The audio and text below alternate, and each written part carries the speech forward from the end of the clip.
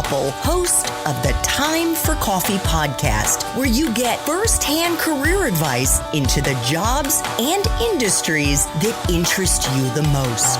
And before we start today's show, I have a quick favor to ask you. If you haven't already, I'd be incredibly grateful if you give us a rating and a review on iTunes. And if you're like me, you need to do it now because you'll forget later and because it's the best way to help others who may be in search of career advice to find this free resource. So press pause if you haven't done it and do it right now. I'll wait. Thanks so much and enjoy today's show. Hey there, Java junkies. Welcome back to another episode of T4C. If you're interested in learning more about what it's like to work in marketing research and analytics, then this is the episode for you because my next guest is a vice president of research and insights at NYC and Company, the City of New York's official tourist agency. But before I introduce you to Jonathan Tesser, who is also one of my favorite content creators to follow on LinkedIn, I want to make sure you've signed up for the Java Junkies Journal.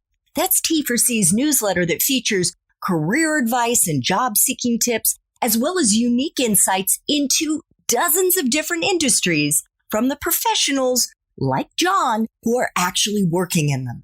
Just head over to the Time for Coffee website at time4coffee.org, and the sign-up box is right there.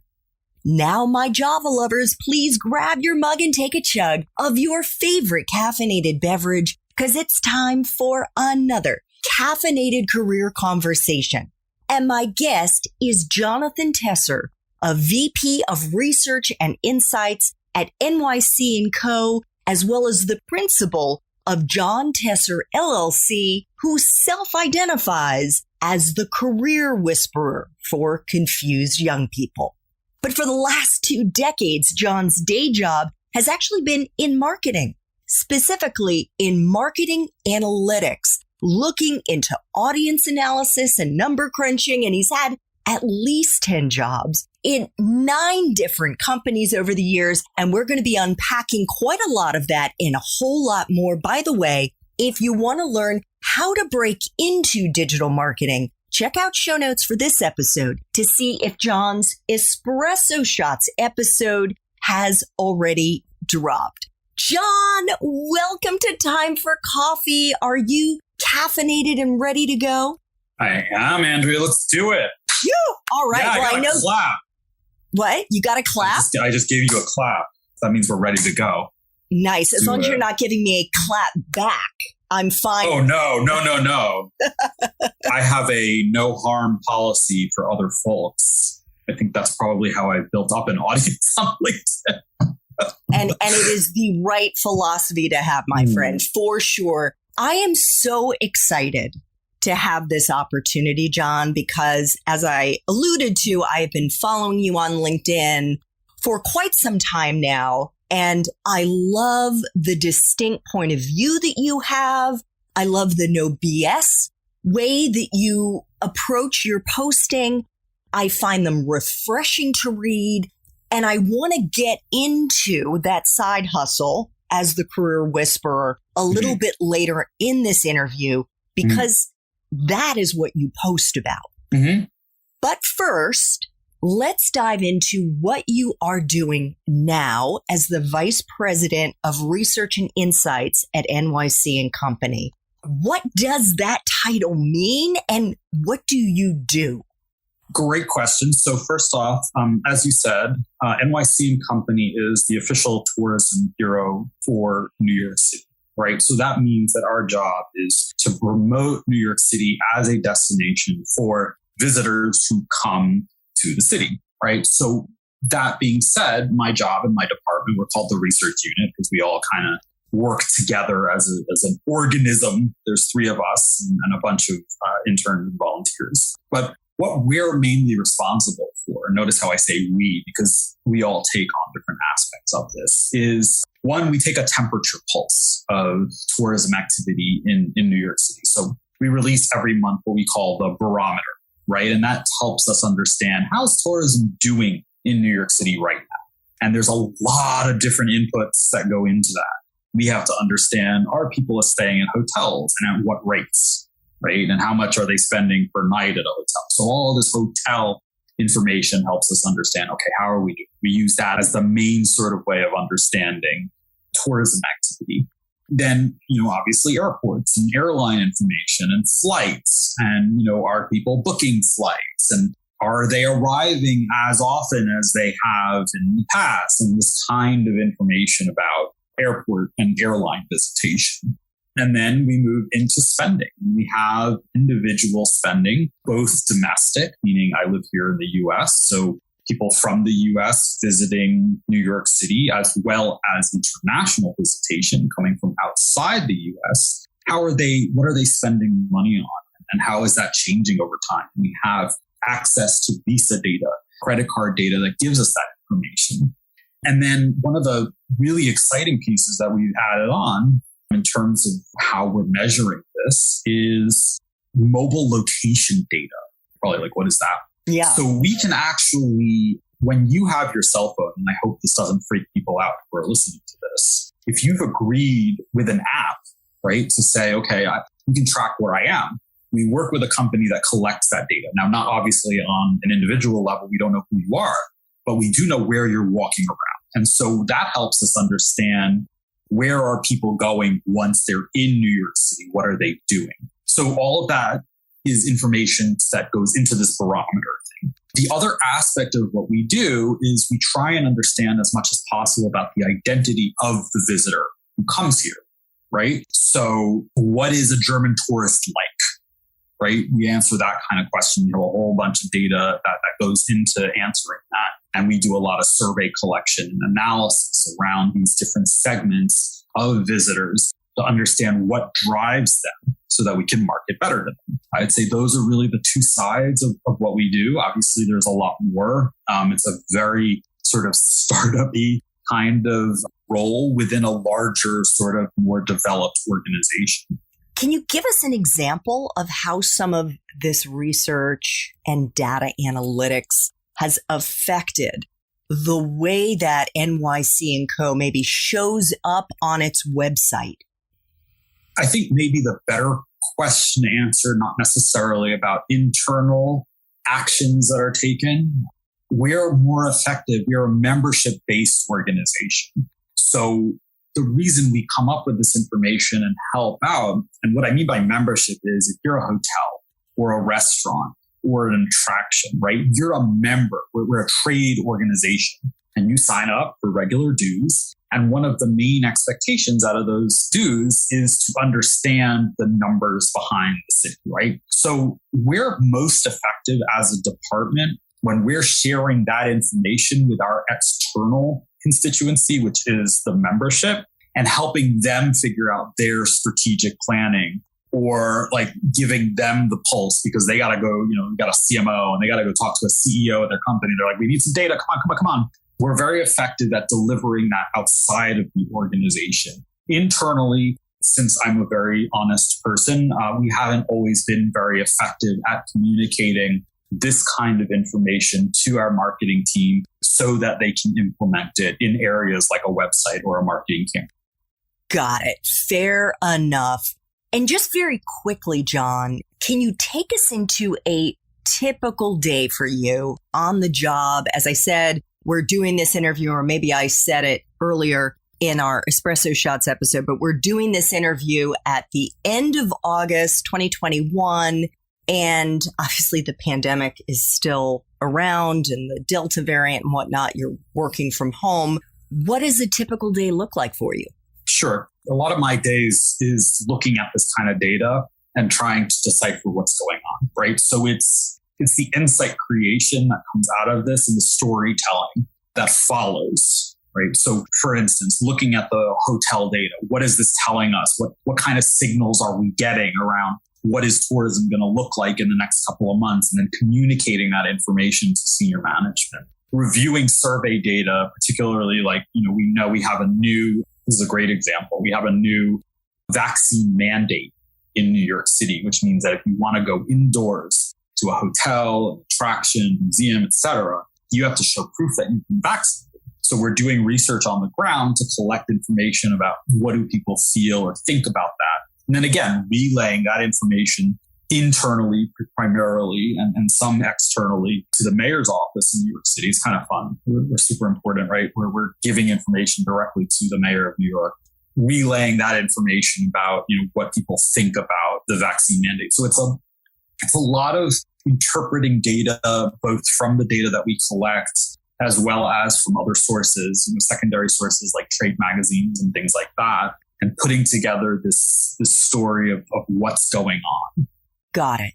How did you get into the analytical side of marketing? And how important is it to our young listeners, John, who think that they may be interested in marketing, that they understand the analytical part of it? It's an interesting question. For me, I came out of MBA school and got right into web analytics, which is the measurement of website activity and visitors to a website. And being able to interpret that data and turn it into a story has sort of been the thing that I've done my whole life. So that's how I really got into it, because I was like, oh, you know what? I've always been really interested in psychology and why people do what they do. But I've never really been able to tell you exactly. Do I have something to back this up with? Not really. Oh, wow. There's this thing, web analytics. We collect data on the people visiting a website. I know about people now. That was a very, very exciting moment for me. And I turned that into a career. That's how I got into the analytical side. But it came from being steeped in social sciences and psychological theories and understanding experimentation, all of that. But having those numbers to back up, the theory and sort of the gut instincts, that's how I got into the field. How important is it? I think it's imperative. I think it's a huge advantage for young folks who want to get into digital marketing to understand that numbers are a big part of it, right? I think a lot of people who go into marketing are like, I'm creative, I hate numbers, right? You'll hear that a lot. And I'm like, you're going to be limited if that's the case, because numbers, when you use them, first of all, executives love numbers. That's something to keep in mind. They want to see that you can back up what you're saying. A lot of executives with some sort of data, because that's how executives think, their bottom line, right? And if you don't have the data, you're going to be like, I just feel this way. And they're going to be like, not good enough buy, right? They don't have time for you. So being a marketer who's armed with data is going to set you apart, right? Even if you're on the creative side. That's the problem I have. I'm sorry, I'm going to go into a diatribe for a second. One of the problems I have with people, with young folks going into marketing is that they're either 100% devoted on data or 100% devoted on creative. But both of these sides need to balance themselves out right in the middle with some sort of analysis and understanding of data on the business end, right? That's what we're missing from young folks now. They think they just need technical skills, just need creative skills. They don't realize that this thing in the middle is business skills that you get from looking at data. That's what we're missing in a lot of the entry-level folks that are coming at us. So if any of our young listeners now are still in school, John, what kind of numbers-related courses should they be looking to get? What's the kind of skill set that they need to have? I know you can't necessarily say the title of the course is blank, but what is the type of software or hard skill that they need to have learned?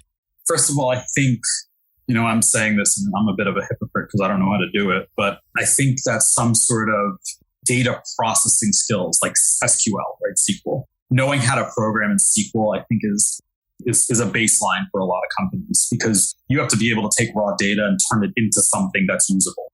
So whether that's SQL or Python, even just knowing a little bit of the language and learning how to do this as an entry-level person, that's table stakes. You're going to have to know that. Again, I am a hypocrite. I don't know how to do it, but I'm also an executive. So I hire people who do. so that I can do the things that I do well, which is hopefully it's coming across here, communicate ideas effectively, work with stakeholders, manage teams, right? That's my job. So knowing that, also Tableau or Power BI, these are data visualization tools. Those are becoming more and more important. Almost every single data analytics role is requiring some sort of level of Tableau. It's something you can teach yourself. Most colleges allow you to use Tableau for free. Amazing, amazing thing, right? So you can go and play around with it on your own. Don't necessarily need a course. If you want to get into the fields, 2 courses or things that I would recommend, either get an internship in digital marketing, right? So that you learn the skills on the job. Or if you can take a digital marketing class, just so you're introduced to a lot of the concepts around media buying, media planning, campaigns, all of these kinds of things that you don't know unless you know. That kind of tangible course is helpful for you because a lot of this stuff can seem really foreign, right? SEO, SEM, PPC, right? CPM, we're throwing out all these terms. And you have to know these terms if you're going to work in the field. And how you learn those terms, that's up to you. That is awesome advice. Let's flash back really quickly to when you were in school. You went to Tufts University and you majored in psychology and music. Did you know what you were going to do with that degree, John, when you graduated? It's a great question. I had absolutely zero idea, which is why I find it very, I want to say, disconcerting how stressed out these kids are about their careers. And I get a lot of flack on LinkedIn for saying this, but I'm going to double down right now. I graduated, the Twin Towers had fallen in New York City, the job market was dead. And, here I am, a graduate of, essentially an elite institution, almost Ivy League school. No idea what I'm doing and didn't really care too much, to be honest. And I'm like, all right, I just need to get a job. So I'm like, why don't I try and work in music? I'm talking to music executives. It's like, no, it didn't work out. I'm like, okay, how did I land my first job? I had a friend who was working somewhere. She introduced me to a friend. I introduced her boss. And then I landed at a digital agency. Okay, right? Like, no idea what I was going to do. No idea understanding of what psychology could be used for. I love music. Got to make that a career, right? Well, it didn't necessarily work out that way. So I was completely clueless. You guys can see 20 years down the road after this, I've had a very long, successful career. You're all stressing out because you just want that certainty. You don't need it. And in fact, I like the students who say, I don't know what I'm going to do, more than the students who say, I know what I'm going to do.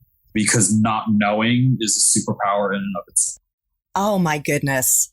I so love that because at least I would go on to say, especially those young people who think they want to go into finance and say they want to go work on Wall Street and whatnot, more often than not, they're driven by the dollars. And those who are saying, I don't want to do that type of job, but I don't know what else I want to do, I think are going to land in a much better place in the longer run, living with that uncomfortableness of not having made a decision early on is going to serve them well. I could not agree more with that. Having the open mind and sitting with ambiguity rather than listening to what your career center has to say, listening to what your parents have to say, following along with the fact that your peers may have gotten a Bank of America internship has nothing to do with you. None of those things. You are a unique individual, and what you want to do is based on you and your unique characteristics of being, not necessarily like what people are telling you, because they're not necessarily looking out for you.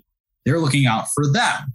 And they want to alleviate their own concerns and their own worries and their own anxieties about who you are and the reflection that you are of them, not about you. That's a hard truth for these young people to take. And most of them who are listening to this are going to be like, I don't know what this guy's talking about. But trust it, this guy over here, if you are not looking out for you and paying attention to them, you are going to regret it. Boom. Boom. That is it. Because, and John and I were chatting before we started this interview, both of us talk on LinkedIn about the fact that we have been in therapy. We've gotten into getting to know ourselves a lot better. And we have enough information, at least I do, to be dangerous. John actually has a degree in psychology. And we can tell you that a lot of what is coming at you, especially from those who love you, namely your parents, is often tied up in their own anxiety. That's correct. And so if you can shut that down lovingly and tune into your gut and start getting into your own interests and what light you up, that's where to start. And I know John does that. That's exactly what I do for a living. That's exactly what I do for my side hustle. Is exactly it. You could not have said it any better. I help you get in touch with your gut, with your instincts, with yourself, your deeper self. And I guide you into yourself because you've probably never done that with someone else. You know, you may have tried to do it on your own, but I'm pretty insistent that you're not going to be able to. And so you need a guide who's going to walk you through yourself and your unique you to help you land in the place where you need to land. And again, I'm perfect to work with. I'm a stranger, right? I got nothing in this game except to help you figure out your you. I'm not your parents. I don't have any anxiety or expectation that you need to get a job. I'm going to be that impartial observer who's just guiding you to that next step of what should I do. And, you know, whether you work with me or Andrea or someone else, whether you can work with your career center at this, because a lot of career centers claim that they do this. So if you work with them to find out yourself, right, you have to do it. Whether you do it now or whether you do it, you know, in your mid-20s, that self-assessment and understanding and self-awareness of who you are is a primary driver of your career success. I can't emphasize it anymore. And I'm going to add the word happiness to that, because just because you're quote unquote successful, you got the job at the big company, the big name company with the big title, does not mean you're going to be happy. And what John is talking about is going to help you identify what is going to make you happy in the short term. And as life unfolds, if you keep using that as your North Star, you will continue to be happier in your professional life. That's correct. John, I want to just quickly kind of tick through your career. You mentioned that first job at MediaVest that you got from a buddy, a recommendation. You were a broadcast assistant there. You spent a year there. You then moved into being a media planner at Heineken. You spent a year there. And then you actually took a job at your current company, but this was way back when, at NYC and Company. Yeah. You worked there earlier in your career for about 2.5 years as a manager of performance analysis and research. How did you get that job? And how did you learn performance analysis and research on the job? Because that was before you went to grad school. Yeah, good question. So I've been following around my current boss for a long time. So I met her when I was 19 and needed an internship, and she was working in market research. And I'm like, great, I need an internship. And so there we go, 19. And then at the age of 20, I guess it was 24 or something like that, she calls me up. She's like, you need a job? Like, I got this and there's more pay. And I was like, okay, great. And that's how I ended up there. And then fast forward, I, like you said, took about 8 other jobs and got an MBA. In between that, I landed at the same organization in a very different role. How did I learn performance analysis? It wasn't hard. It's like, you know, I think this is an important point too for a lot of young folks. You'll learn stuff on the job. Jobs are not rocket science. They're not hard. Your class is an undergrad, and I made a post about this recently. Your 101 class is probably going to be a lot more difficult than anything you're going to do on the job. So you learn, right? And that's exactly what I did. You pick up the technical skills, and you know, the harder part as I've been emphasizing in these conversations I'm having with you, Andrea, is the people part. So it wasn't a very difficult transition. Great. And I know, just because I've listened to another podcast interview that you've given, that you talk a lot about the importance of maintaining the relationships that you get, whether it's through an internship or your first few jobs. All of these relationships matter. And that is how you got that job, because the woman knew you at NYC and Company. It's so funny. I mean, even now I'm just thinking about, I just took on a contract role, right, to provide analytics consulting services for a company called The Shade Room, which is the #1 premier media outlet for African Americans in the US in terms of audience. And so I had a friend at BET. That's where I used to work. And he moved over to The Shade Room. He's heading up analytics. He's the first person he calls. I know John. We've stayed in touch. He's my guy. We work together at BET, and I'm going to hire him for this consulting. That students hate this. They hate hearing this, right? They hate it. God, it's nepotism. Oh, God. But come on, guys. This is how the world works, okay? Who you know is all that matters. And then your reputation with those people and what they think of you and your work, that's going to carry you to career success as long as you go. The job I'm about to take, I've been in touch with a recruiter for a long time. You know, we talked, and she's a fan of mine on LinkedIn, and I think she's a wonderful person. She DMs me out of the middle of nowhere and says, "John, you know anybody good for this role?" I looked at the role. I'm like, "Oh, this sounds really interesting." I'm like, I'll throw my hat into the ring, and here I am taking a new job, right? So and that was a long-term relationship. I've known Mindy for, 10, 15 years at this point, right? That's how this works. You maintain these relationships with your coworkers, recruiters, with bosses. You check in, you talk, you help them out, they help you out, you go out for lunch, you go out for coffee. You never lose these relationships. And it is why every single professional out there will say to you, never burn a bridge, because these are small industries. And if you burn a bridge with a certain person, I can almost guarantee you're going to run into them again.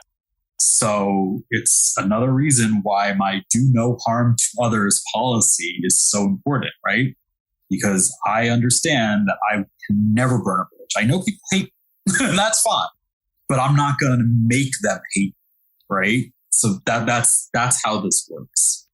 Such an important lesson. And P.S., out of like the 10 jobs that John has had, we probably need to add the 11th because of the new job.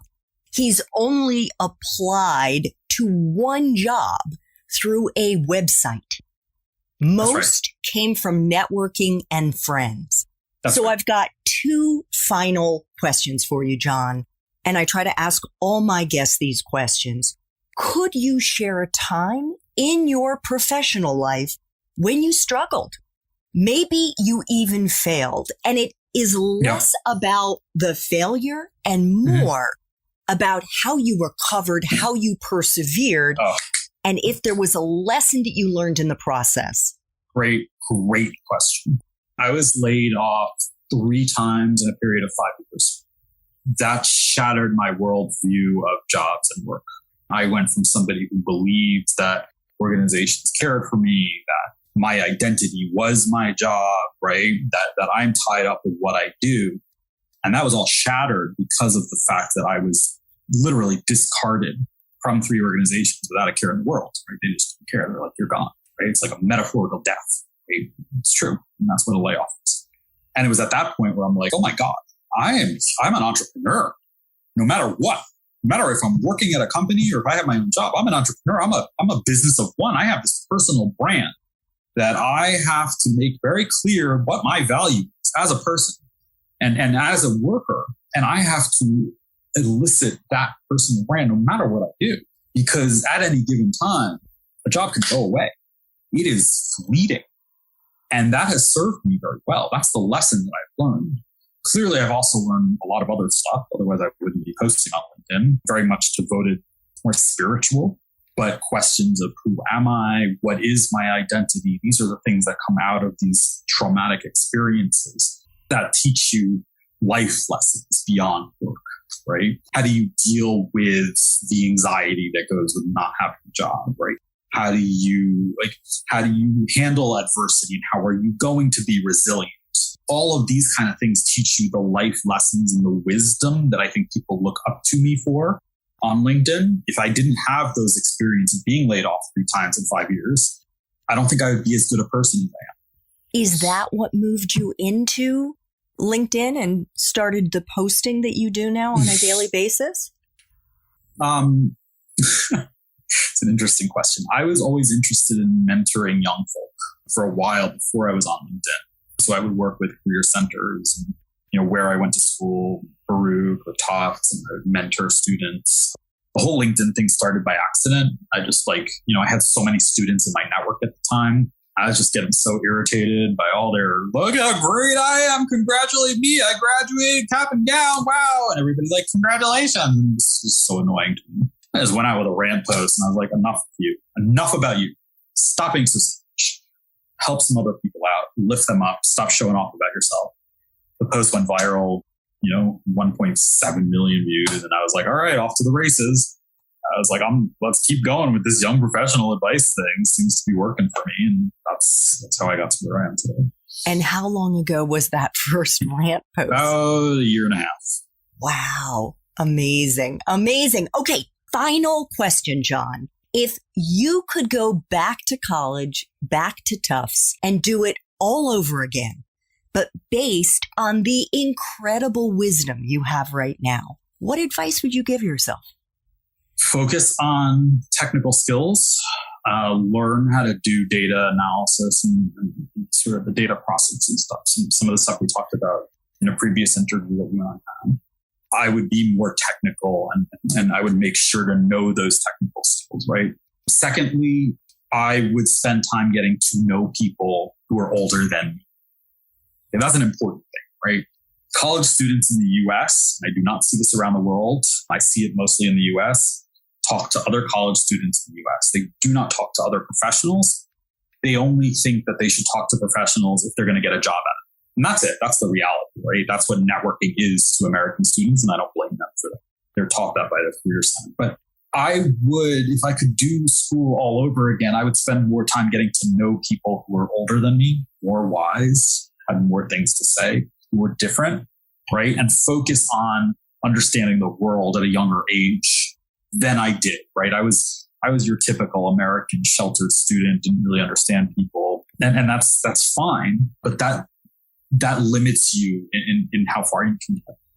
Well, fortunately, now all college students and recent grads and older folks as well can get John's wisdom on a daily basis. You need to follow him on LinkedIn so that you can also absorb the incredible posts that he puts out there into the ether, and you can just feel the passion. You can hear the passion that John has for his readers and for what he does. John, I want to thank you so much for making time for coffee today with me and the T4C community. Congratulations on this new job. And I just so appreciate you making the time to speak with us today. Oh, it was a wonderful conversation, Andrea. Thank you so much for having me. It was a lot of fun. It was a blast. And I just hope I hope listeners get a lot of value out of the conversation we just had. Thanks so much for listening to this latest episode of T4C. And if you're interested in learning more about my coaching services for confused college students and recent grads, feel free to check out the Time for Coffee website under the coaching tab at time4coffee.org or text me at 202-236-5712. That's 202-236-5712.